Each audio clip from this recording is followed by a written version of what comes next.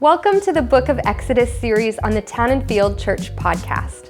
In this 40-day series, one of us at Town and Field will be taking a quick look at one of the chapters of Exodus and sharing some ideas around the text. To learn more about this reading plan and podcast, visit townandfield.ca/reading plans.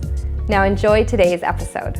Hey, this is Ryan, diving into Exodus chapter 4 today. And I want to ask a question before I hop in. For whoever's listening or watching, do you ever struggle with insecurity? Just these feelings like, I'm not good enough, I don't know if I measure up, I don't know if I can do the thing I'm supposed to be doing. I know I do. Like even right now, shooting this video/podcast, it's easy for me to think, am I going to say something that really matters? Are enough people going to watch this? Is this going to matter to anyone? Am I going to say the right words? Am I going to mess up? Am I going to say something stupid? That's pretty easy to struggle with. And it's pretty interesting because that's what we see going on when we start chapter 4, where Moses is in the middle of this conversation with God. And basically God's calling Moses to something incredible, something amazing, being part of this cool narrative. But Moses is responding out of insecurity. And what we see is he's already been questioning God a bit. And this is a fascinating kind of theme in the Bible. What we often have in the Bible, we have lots of different genres, but one really like small subgenre is called the prophetic call narrative. The prophetic call narrative. What that is that's a narrative that shows when God is calling a prophet to action. So we see some like Isaiah and Jeremiah and all these different books.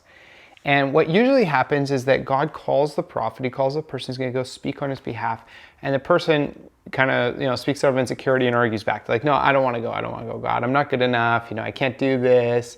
Jeremiah's like, I'm too young. And we see this with Moses. He's arguing back. He's like, well, people aren't going to listen to me, God. Like, I don't know if this is going to work. He says, what if they don't believe me? And then God's like, okay, let me show you some cool stuff. So he turns Moses' stick into a snake, and then he turns it back into a stick, and then he gets Moses to like put his hand in his jacket, and it comes out and it's like full of leprosy. Then he heals it, and these crazy signs, and he tells him he's going to do even more. But then Moses says, but God, like I'm not very good at speaking, so maybe you should find someone who's good at speaking. I don't know if my public speaking is quite good enough, and that's a big insecurity for a lot of us, right? And God's like, no. It's going to be you. I love this. Chapter 4, verse 13, Moses' response. But Moses said, pardon your servant, Lord. Please send someone else. Like, please, God, just pick anyone else. Just not me. I don't want to do this thing. And God gets angry at Moses. He says, I'm sending you. But he actually relents. He accommodates. And he says, you can take Aaron, and Aaron's going to speak on your behalf. So he sends him out on this incredible mission. So Moses packs up, he goes to his father-in-law, he's like, hey, we're peacing out, we are going on this mission, see you later. So he goes, his father-in-law wishes him well. And two interesting things that I want to point out as Moses takes off on this journey. Insecure Moses, not sure if he measures up, not sure if he's good enough, forgetting that God is the one who created him. In verse 11, remember, God says, who gave human beings their mouths? Who makes them deaf or mute? Who gives them sight? He says, I'm the one that created you. I'm the one that's going to use you. So Moses is going out on this promise that God is the one that made him and God is the one that was going to use him. But something really weird happens in verse 24 to 26. And we just see Moses, who he's escaped death a lot in his life, right? Like as a baby, Pharaoh tried to kill him. As an adult, Pharaoh tried to kill him. And now God's about to kill him because he's not circumcised. This might seem like a really weird, obscure part of the story, but I think what's going on here is the author's highlighting that God is saying, I've remembered my covenant with you. I've remembered the covenant I've made with Abraham. Now you need to hold up your end of the covenant.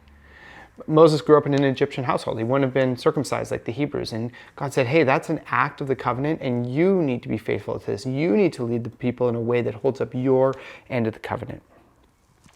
And we get this picture of what's going to happen. And when they go and they bring the elders together, and they all start to worship God because they're excited about what he's about to be up to. And the part I want to draw our minds into as we wrap up this podcast is verse 21 to 23. Check this out. The Lord said to Moses, when you return to Egypt, see that you perform before Pharaoh all the wonders I have given you the power to do. But I will harden his heart so that he will not let the people go. Then say to Pharaoh, check this out. This is what the Lord says. Israel is my firstborn son. And I told you, let my son go so he may worship me. But you refuse to let him go, so I will kill your firstborn son. Remember who Pharaoh is in chapter 1, chapter 2? He's the king that tried to kill all the sons of the Hebrews. He's the one that took out an assault on all the sons of Israel.